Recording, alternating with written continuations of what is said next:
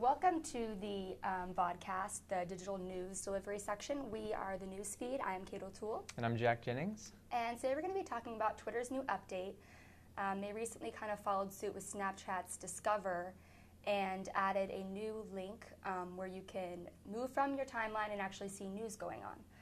Jack, do you want to tell us a little bit more about it? Yeah, so it's this new feature. It's called Moments, and it's on so if you open up the Twitter app, it'll be on the bottom. It's a little lightning bolt.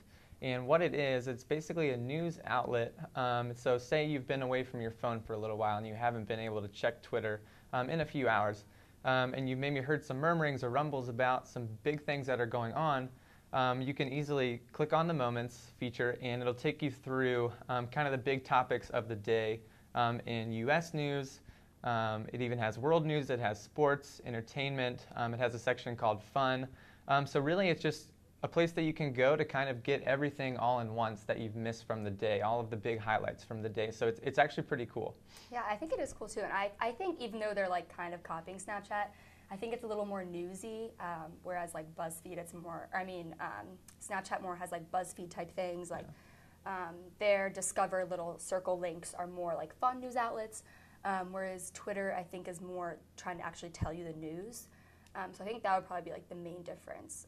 So I think it's a good idea that they did it and that they did make it a little bit different than Snapchat's update. Yeah, absolutely. And that kind of leads us to wonder if, do you think that maybe one day Snapchat will kind of expand to like a more newsy outlet now that they see things like Moments from Twitter and even things like the new news app on the new iOS 9 update for Apple. So, do you think that Snapchat would maybe potentially do that one day? Or? Yeah, I think they probably definitely will. I think they're probably going to jump on the bandwagon and realize that people don't want to read these long news stories anymore, and They want us to just go and scroll when they're already on Snapchat and see what is major actually happening in the world.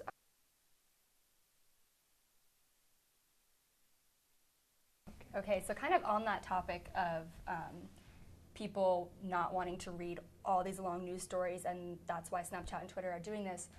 What do you think that kind of means for like the future of delivering news? Like when we're going into this career, do you think people are still going to be getting newspapers or reading full stories online, or will that just like completely disappear? Yeah, it definitely seems like for our generation and in today's age, it seems like we're definitely moving away from that and away from like print and newspaper and things like that, because like it's kind of sad to admit it, but like we don't necessarily always want to read like an entire story. Like we just want to know the facts, we want to know what's going on, and we want to be on with our day.